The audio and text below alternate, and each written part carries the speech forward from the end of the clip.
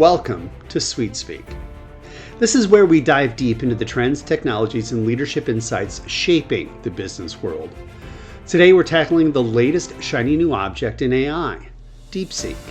This emerging platform is making waves with bold claims about efficiency, precision, and cost effectiveness. But is it truly a breakthrough or just smart repackaging of existing methods?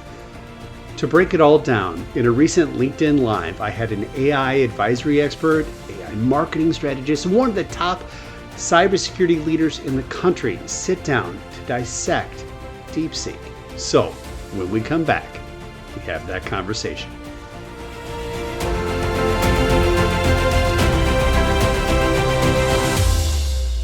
We have a panel today, and this is the first panel we've done. Usually it's one-on-one or one-on-two conversations, but I'm excited to dive into DeepSeek. And as AI continues to evolve at an incredible pace, we're seeing more specialized tools emerge, each promising unique advantages in efficiency, accuracy, adaptability. DeepSeek, one of the latest advancements, and it's standing out with its approach to deep search and contextual understanding. Now, unlike traditional AI models, which rely heavily on pre-trained data and predictive responses, DeepSeek's designed to dive deeper, it says, into information retrieval, refining queries, generating insights with greater precision.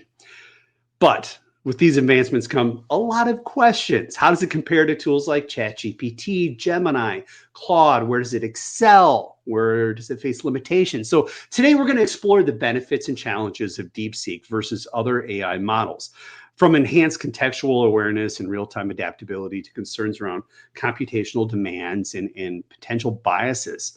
There's a lot to unpack here. So is DeepSeek a game changer? And where does it sit with the other tools out there? So we're joined by John Torres. John's the head of operations and AI strategy at Media Genesis, a multi-award-winning web and digital marketing firm.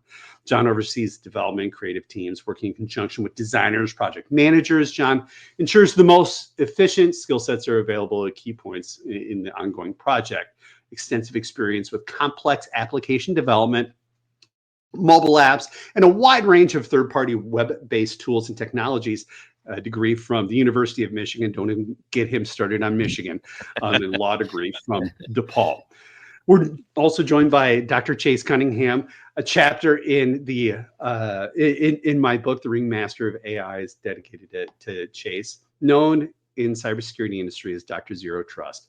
Chase has an extensive experience in all aspects of enterprise security. And before joining his current role at GT, where he serves as the VP of Security and Market Research, he was the former Chief Strategy Officer at Ericom, previous VP and Principal Analyst at Forrester, where he tracked and covered all aspects of enterprise security, including zero trust trends, technologies, frameworks. He's got extensive experience providing support with the NSA, US Navy, FBI, Cyber, and other government mission groups, including Department of Defense and Executive Branch. We're also joined by Matt Fornito. Matt is, in the book as well, is a founder and chief AI officer at the AI Advisory Group with a background as a CDO, head of AI data scientist, spent 2 decades driving AI transformation at Fortune 500 companies. Also earning the NVIDIA's Partner of the Year award. NVIDIA's part of this discussion too, where he served as a partner chair, Trust with Billions in AI spend. So, gentlemen, that was a lot, but thank you so much for joining us here today. So I'm going to start in first, and nobody likes to be the kid with their hand up first in class, so I'm going to pick on you first, John. Let's talk about DeepSeek, and you and I have had an extensive conversation of where this sits in that pantheon of AI tools. But talk to me, how is DeepSeek reshaping the way we interact with AI-driven intelligence today? Yeah, so thanks again for having me on here. And I love to talk about this, but I look at DeepSeek, and it's obviously one of the many different tools that comes out. And I think what made it so special here is that, every news outlet decided to pick up on it all of a sudden. And that kind of sparked this interest in this type of tool that maybe a lot of people weren't used to or didn't have access to the reasoning of something that you see in O1. So this was really an open gate for a lot of people's to get a chance to actually engage with a type of tool where they could actually start to see at clear as day that transparent chain of thought thinking. And so I think what that did is just that buzz level that was already there just kind of shot out of the roof, and a lot of people started to kind of understand that, hey, I wasn't looking at this before, or maybe ChatGPT was a little hard to understand, and it kind of pulled back the veil a little bit as to what, not only what these types of tools can do, but how in fact they were doing. And I think that was a surprise to a lot of people. And not only was it freely available, and I use that term loosely, freely available, but it was also something that was pushed out onto the App Store, right? And so that became something that was readily available for people to download right away. And you saw that with the increase in downloads on the App Store itself. So that's really, I think, what pushed it forward and it really exposed it to a lot of people that maybe were not familiar with what this type of tool could do. So Matt, then taking that, what do you think is the best use case for DeepSeek, Matt? Well, it's a loaded question, right? When we look at this, it's kind of the aspect of LLMs, at least in their current rendition, not just DeepSeek, right? It's akin to saying we give everyone at the organization Microsoft Word, and then everyone goes, "Okay, great, we have a new tool, we have Word." And you go, "Okay, now you can write anything." You go, "Well, what do I write?" And you go, "Anything," and people are just shocked and stunned because they have no idea what the heck they're supposed to do with these tools, right? And so when we're facing this, it's like, well, what is DeepSeek providing that a ChatGPT or Claude or Gemini or anything is not doing? And it's not that it's necessarily more. I mean, the current renditions, you're continuously seeing improvements, right? Performance improvements on coding tests, on accuracy across the board. And so it's not that DeepSeek was and is monumental in regards to it coming out, right? It's another large language model. The difference was the price conscientiousness of it. But what we really faced was that we're starting to hit an optimization phase within large language models. So kind of like when you went from the horse and buggy to the Model T, and then we started seeing, greater optimizations for cars with gas optimization. But then it's flipped on its head with like the electric car, right? And so right now we're in this phase of, okay, we had machine learning and basic models, we had natural language processing, now we have large language models, and now we're at a point where we're trying to optimize those. And so what DeepSeek did was found out you don't have to go 32 decimal point places for accuracy. You can do 8, which dramatically reduces the memory load. You see that they're doing compression on their models, that they're doing, we'll say, more localized lookups or search to find the insights that you need with their reasoning much faster, right? And so the computation was better there. But we're at this optimization phase. We're going to see this transition or change every week, every month for the next 12, 24 months until there's the electric car of LLMs, right? Which maybe will be more of the agentic responses. Maybe it'll be a multimodal model that includes deep learning. There's a lot of ways this can ultimately go. But in regards to why DeepSeek's so popular, it was essentially because of the cost optimization compared to what other models took to build. But I will also add one caveat in that Anthropic CEO said their Sonnet model was done the exact same way at about the exact same cost 10 months ago. So it's not like they're so innovative, but it's how they actually created their reasoning to produce the results they have. Chase, you had a great meme that basically showed DeepSeek getting their data out of ChatGPT. I thought it was fantastic. Would you agree that DeepSeek's achievements was not really the result of any groundbreaking new methods, but rather efficient application of established techniques like mixture of architectures or low precision computation in KV optimization? These methods owe much of their foundation to decades of investment by research like OpenAI, Google, NVIDIA. Do you feel that way? And do you feel it's a little cheap what they're doing? I mean, I think that none of this happens in a vacuum, and the CCP is very involved in it. I mean, if you cut a hot fart in China, they own it, right? I mean, it's not like there's any question about that. So the issue that stands out to me here is the timing of this is very suspicious, with the election in place, with people coming into power that are not necessarily friendly to the Chinese government.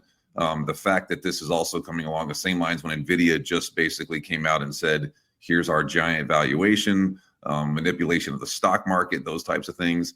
I defer to John and Matt on the expertise around how the models are doing the cool things that they're doing, because I could pontificate on that, but they're probably way more adept at that than I am.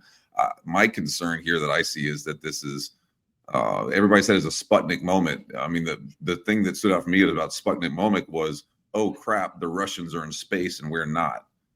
That's the issue that we have.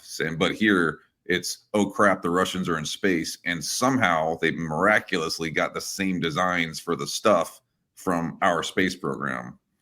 That's what ekes to me of the actual problem here. And I think it also speaks to the fact that the CCP is playing 3D chess and the US is sitting over here licking the checkerboard. Matt, I'll take, go to you after that, because, we always have to be aware of that free product trap, right? China's essentially created a super vacuum for collecting data, that's so-called a cheaper LLM. Remember how social media was free, but we became the product. Talk to me, building off of what Chase said, around that cheaper model. Well, yeah, I think Chase is dead on in the fact that talking about this doesn't happen in a vacuum. So on one hand, we have this community of people building towards AI and looking to build towards AGI, and the community holistically across the world, like, relatively wants the same things, right? There's profiteering obviously in that, but relatively wants the same things.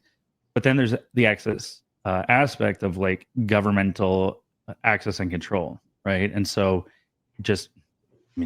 hopefully viewers know by now, but like, there's backdoors into our cell phones and into our emails and everything else you can think of, right? All of our data is collected. With LLMs, we're kind of in the Wild West, just like the internet was 25 years ago. And in one hand, that's fantastic and fun because we get to be in this playground and get to experience like what growth looks like. But then you're going to see a transition in regards to how do we maximize profits from this? How do we manipulate human behavior? Which, you can think of how Facebook was when it first came out in, was that 07-ish? That it was very open access in regards to the news feed. And then it started being hyper curated to spread animosity or fear or anything that causes visceral emotions, because that drives engagement. And so right now we're in this LLM Wild West, which is a lot of fun. And so what we have is a battle between governments and access to control to humans' data and behavior, because they can drive that in the future. John, let's talk about scaling beyond the hype too, because training a model is just one step, right? What does it take to successfully operationalize and scale an LLM for widespread use? And where do you think DeepSeek stands in that process? I mean, when you're talking about scaling, again, if you're going to use it organizationally, obviously all of these security things come into play, right? I mean, I would immediately tell somebody that you're not going to be taking DeepSeek and just letting your company use it and just say, hey, guess what, guys, we got a brand new toy. Just go to this website, type it in, and you're good to go, because there's so many issues with that. There's so many issues even with things that we know are controlled within the United States. Again, that's something that you wouldn't tell someone to just go in and take some of your data, throw it in there, we'll mix it up, and we're going to get something great. All of these things can obviously be mitigated in terms, and this I think where DeepSeek comes in and says, hey, we can take some of this technology and we can distill it down so that you can then, and it's open source, and again, I'll use that as air quotes, but there's the idea that you can start to take something that we once thought were going to be billions and billions of dollars and require so much infrastructure to do, and say, you can get good enough or good enough to get further than where you are with something that is scalable and usable, whether it's a locally run instance of this type of tool, or even utilizing something that we understand. So if you're using like a cloud provider, whether it's AWS or use of Google or Grok or one of these ones that we know is controlled, and even like Perplexity has got into it, right? Where they say, hey, we've taken what DeepSeek has done, but if you pay us $20 a month, you can guarantee that this is staying within the US in terms of where it's getting that information. It's less censored. So there are safer ways to do that. But if we're talking about how we utilize this, and if we're not using an off-the-shelf company that's using the back end of the API to touch some of these tools, and we want to just say, hey, we want our engineers or our team or business people to start using this, then there are definitely safer safer ways to do that in order to ensure that you're somewhat safeguarding the data that you are providing to it. And I think that's such a big thing that's overlooked, I think, a lot of times, where people just kind of want to automatically just jump into the newest tool because it's going to make your life easier for sure. But there's a lot of precautions that we jump right past that. I think there was a article today or the other day where, this was an issue in the Pentagon starting back in December, where two of their people had already started, they had noticed that they had been using DeepSeek already. And it's like, oh, we probably should shut that down.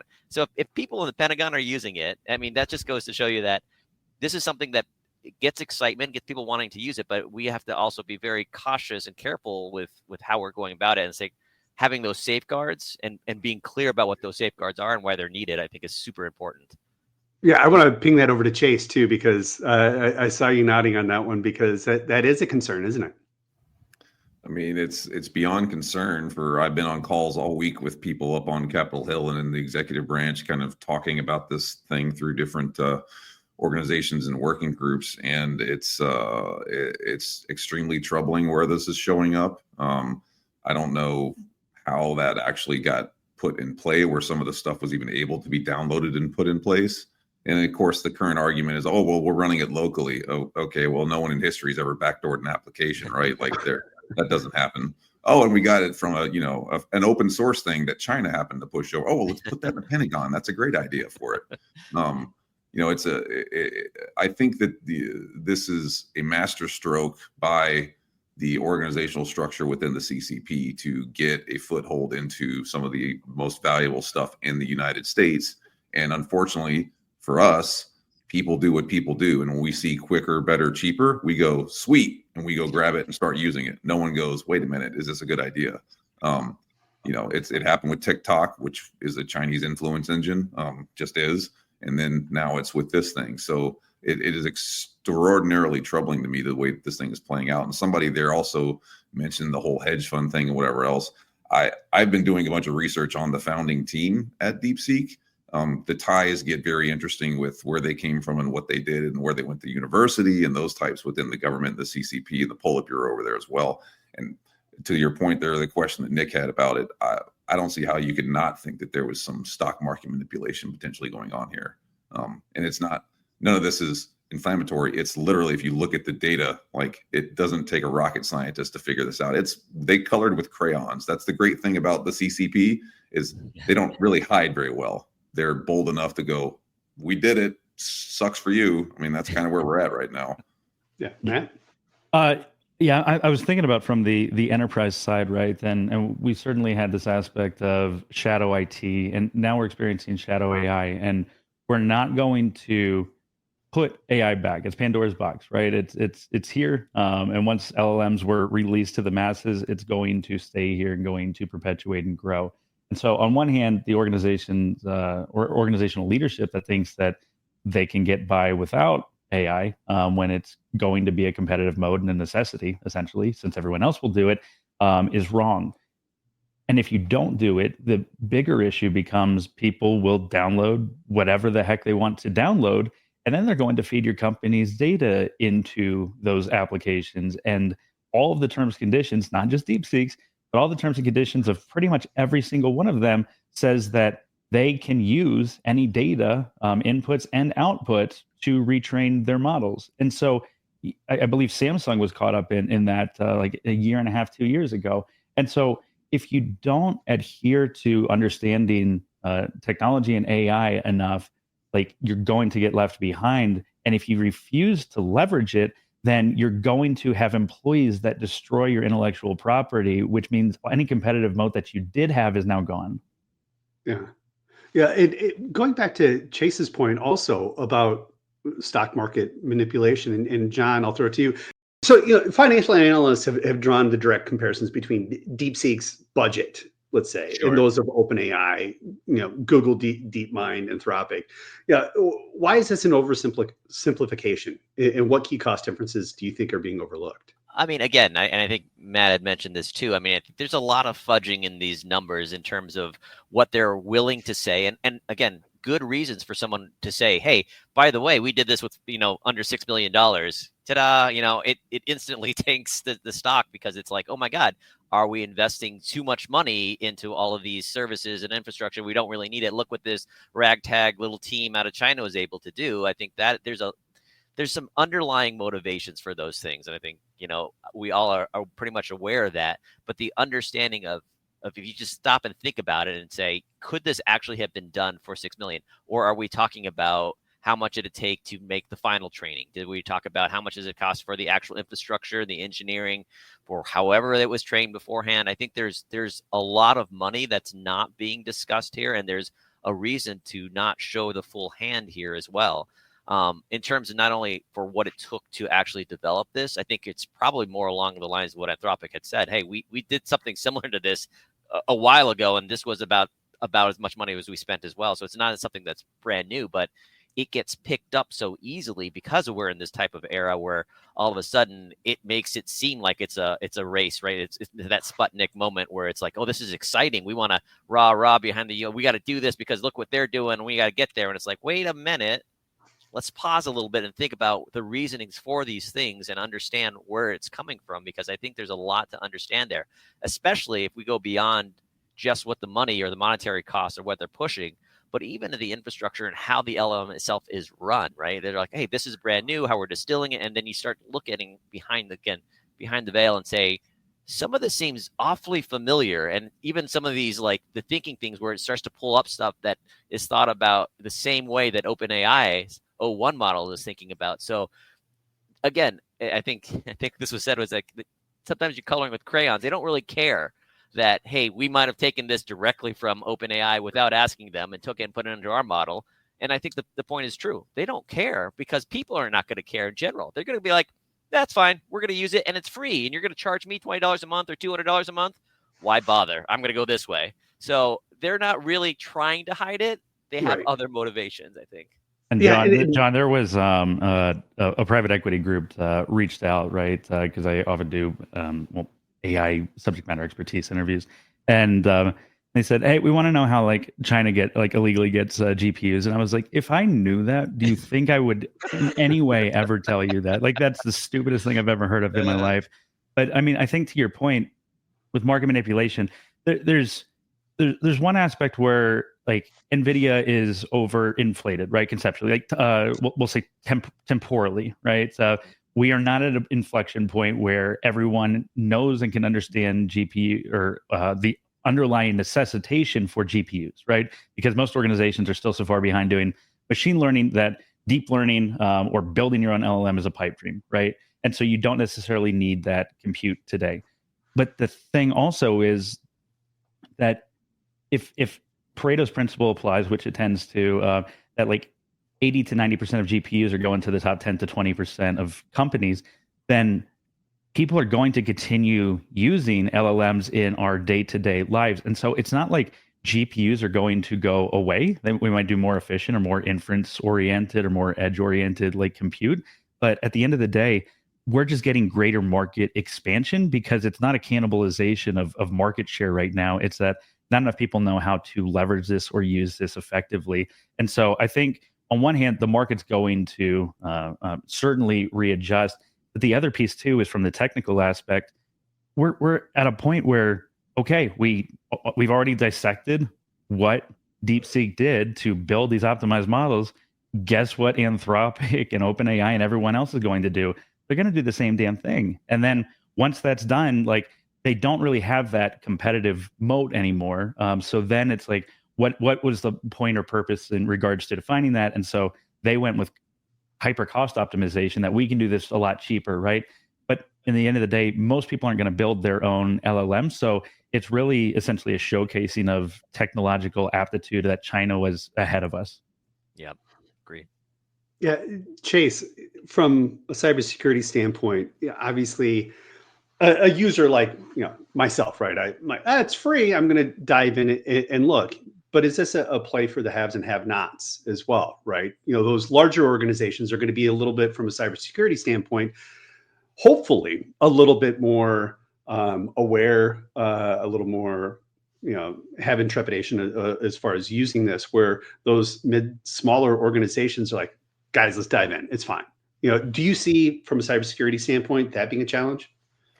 Yeah, I mean, unfortunately, it came. It's one of those things again where this came on so fast that they didn't even have time to knee jerk react to it and go, "Oh my God, let's start blocking domains and keep people from downloading this, whatever else." Like it was inside of enterprise networks pretty much the day somebody put a news posting out about it, and it's there and it's going to continue to worm its way through those systems. As far as creating the gap, I mean, I do think that we're starting to see that there's an increased cost with all this stuff. It's going to continue to go, further on that role, and it's going to create additional cybersecurity concerns. And unfortunately, this is a conversation around DLP, which everybody hates, and it's going to wind up making it where we have to have, that sort of, do we start putting DLP rules in place again? Which data has still been the most unsolved problem in all of cyber, for all the zero trust talk and whatever else. And now we're talking about solving for data security at an infinite scale, at infinite speed, at infinite capacity, with superpowers playing against each other. I mean, it don't look good for the home team. There's no way to put the toothpaste back in the tube, is there, Chase? I don't even worry about the toothpaste back in the tube. I just worry about now we're dealing with the fact that we're squirting toothpaste out of a factory full of tubes. I mean, and we're doing that at just a massive scale of this thing. And it's not just proprietary data or whatever. I mean, we're talking about people are plugging this into hospitals, they're plugging it into banks, they're plugging it into, if there's a place where someone goes, I have a question, they're trying this out. And where don't you have a question nowadays? So it's, it was gas on a fire before. Now it's like napalm on gas on a fire that was, burning even hotter. John, you've got a lot of clients out there for your organization that are looking for solutions, for tools. Are they already clamoring, going, "Hey, what should we test this out? Should we try this?" What are you telling them today? Yeah, I mean, I think from where I'm coming from, a lot of my clients that I deal with, whether it's retail or have some hospitality places, but I mean, in general, the general question is, what is all of this stuff and why aren't we using it, or how do we use it better? They want to go, right? Everything is go, go, go. It's this fear of we're going to miss out unless you tell us what we need to be doing and how to do it. And look what I found. My kid sent me this link about DeepSeek and how do I use this in my business and put it in? And it's like, whoa, let's slow it down, because the conversation has been happening for a while. And we've been trying to gently bring them along to it, right? In a way that makes a lot of sense. And we always tell them, like, you need to think about what the reason for doing anything is going to be from the start. Like, what are you trying to achieve?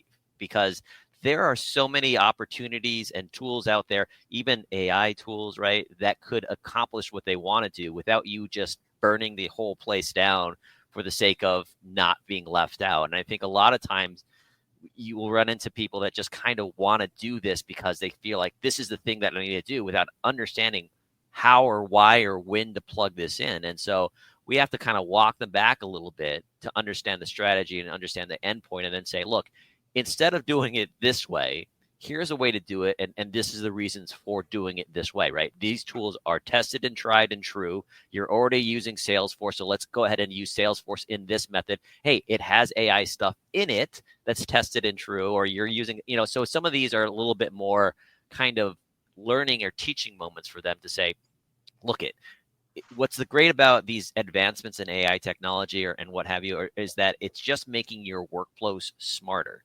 And in order for them to get smarter, you have to first understand what that workflow is, right? You just can't just open the hose and then hope all of a sudden you've got yourself a pool that's filled up nice and easy.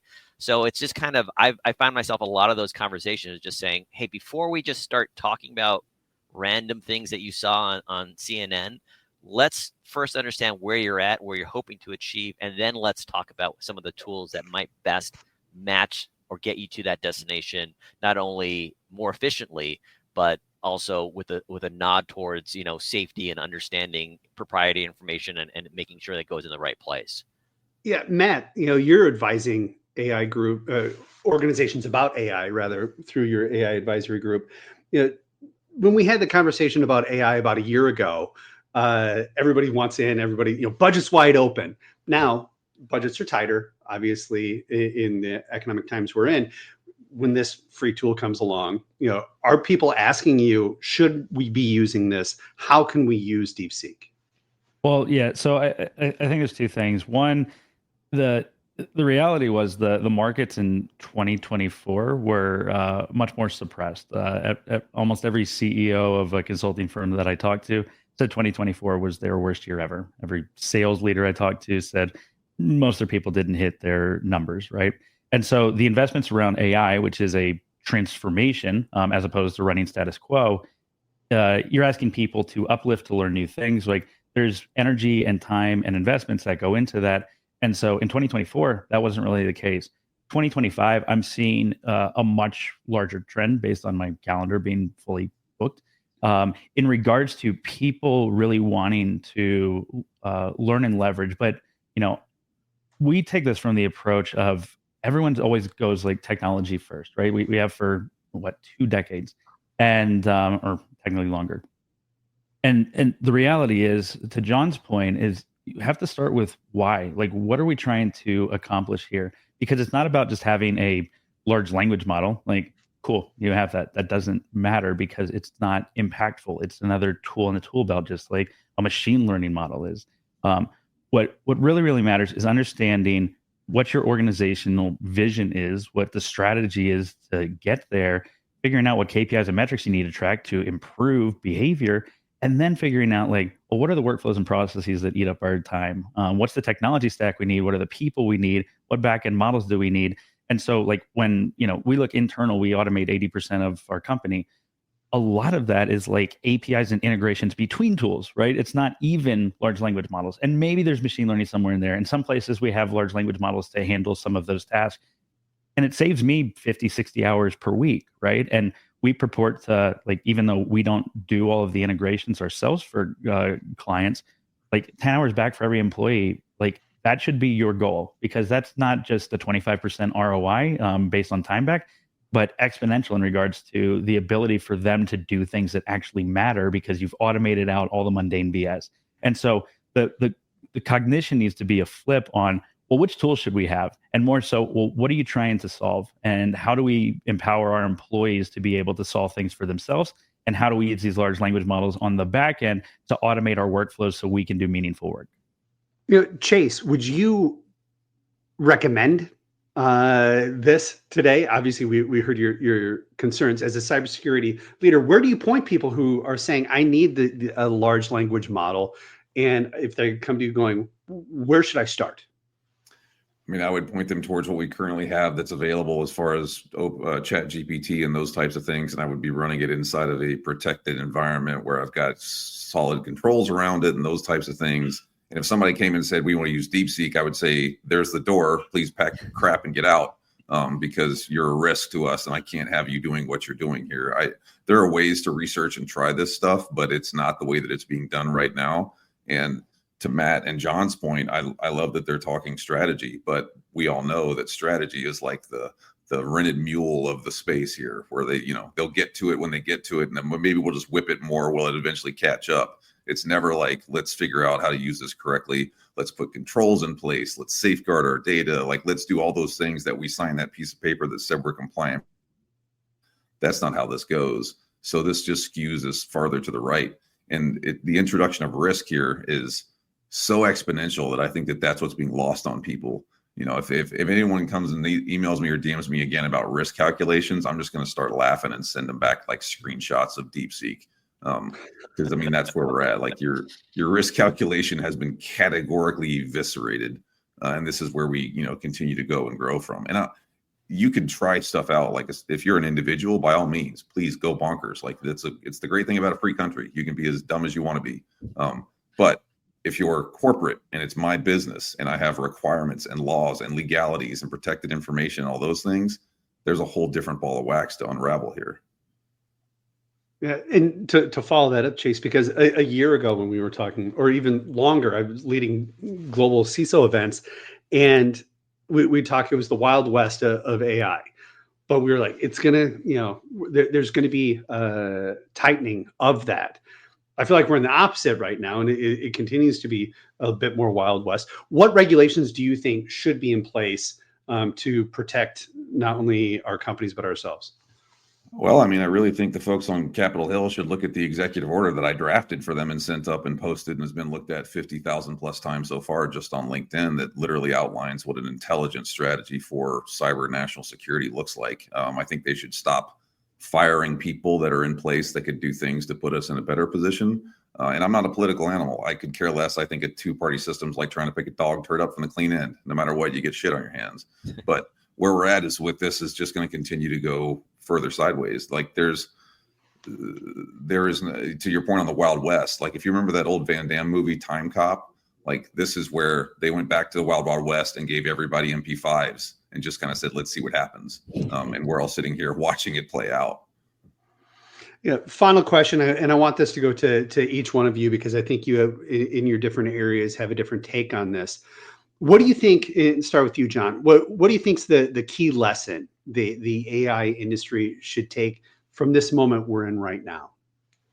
Sure. I mean, I think it's been a great awakening moment, I think, for people to kind of get this exposure to what these type of systems can do. But I think it's also, it's been great. It's also come out is all of this concern, right? This worry about where is our data going? And you didn't see a ton of that when we started to talk about OpenAI or Gemini. It's because those are US based kind of companies. But this idea of, hey, we're going somewhere really, really fast. It's happening really, really quickly. And I want to be jumping on it. I think it's given everyone a chance to really kind of see that in person themselves and to hear more about it. So I think that exposure is important, one, because it then allows them to understand where we are and how quickly we're changing and evolving. But it also gives them the opportunity to see that with all of these great advancements, as not as sexy as it is to talk about security and protocol and strategy, that is like a paramount point of all of this in order to kind of say, hey, we can get somewhere, but we need to get there with thought, right? With an idea, with strategy. And so I think that is, Chase was saying, it's something that's deeply missing right now.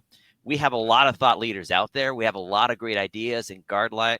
I'm not saying that we need to regulate everything to be the detriment of us advancing, but at least this opens up a conversation to say, hey, there really is a chance for us to excel or get somewhere really far, whether in our organization or business or as a country or whatever. But we should do that with a sense of understanding and guidance. And we have a lot of smart people that can help start to do that. Matt, go to you next. Key lessons for the AI industry at this moment. Yeah, I think, innovation and risk are antithetical to one another, right? And so we're at a point where it's who will watch the watchers, because if these LLMs don't have the needs or means or wherewithal, desire to self-regulate, then they'll be able to do whatever the heck they want, right?